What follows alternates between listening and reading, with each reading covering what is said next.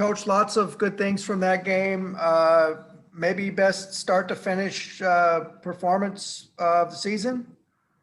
Hey, when Utah's a very good team, guys. We made them look average tonight. I thought our guys played excellent defense. If Utah got hot late, started firing in some threes, or we'd have had a chance to hold them to 50, to be honest with you. And then I thought once we stopped turning it over early, we calmed down. And offensively, our execution got really, really good for a long, long stretch of time. So we talked about our offense, and when we take our time and share the ball, we get the mismatch we want against their switching, attack it, and then we can get back on defense. We can set our defense. So that was really our game plan, keep them out of transition by running good offense and executing on offense.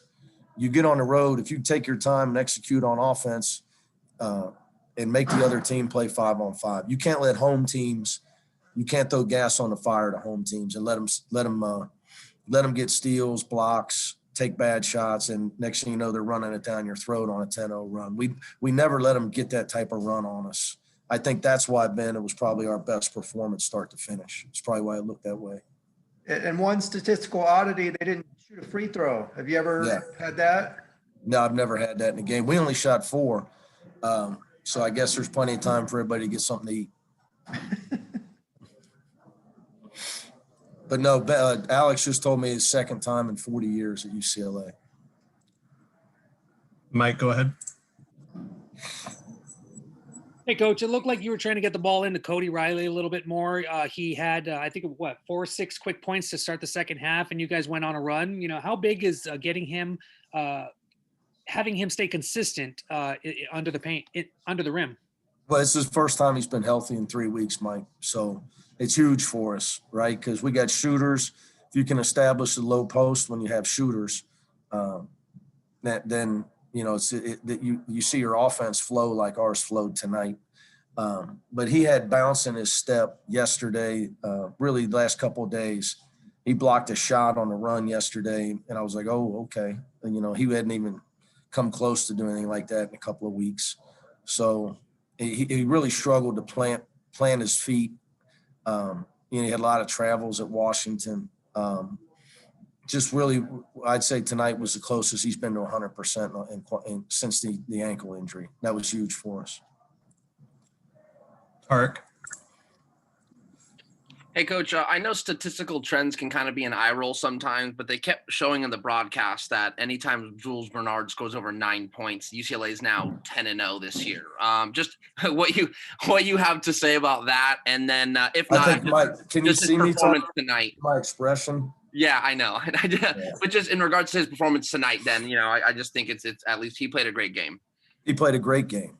Jules is a guy, when he takes his time, he can really shoot, and then his strength comes into play. And he lets the game come to him and just take what they give him. And not, we've really gotten him away from changing direction with his dribble, shoot it in or straight line pull-ups. He's improved in his passing, and he gives us toughness in defense, which we desperately need.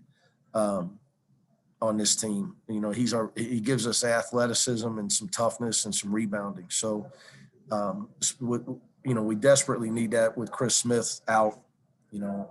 So we need him in the lineup for athletic reasons and toughness reasons. Ben, go ahead. Just going a little more in depth on the offensive execution, what went into getting so many good looks from 3 that went down? Well, I thought we took our time. The guys did a really good job. We prepared for them to switch a lot of our pick and rolls, and we prepared for them to go under. They started the game going under. Jules shot it in. Johnny shot it in. Then they started to switch, and we took our time and just got the mismatch we wanted and attacked that, and got a lot of good looks off of that as well, Ben. And I think it's important, when you're preparing your team, that when the game starts, the other team doesn't do something that rattles you. So we had a good day of preparation with what they were going to do with their defense, and our guys did a great job of exploiting what they were doing, whether they were switching or going under. Just looking ahead 1 minute, if we could, to Colorado. You beat them on senior day last year. Coach Boyle took a microphone and apologized to the fans afterward for not sending out his seniors as winners. Do you think that things like that linger with the team and it'll make it tougher to win there again on Saturday? Well, we beat them 3 in a row, so I would say, yeah, we're not going to sneak up on them.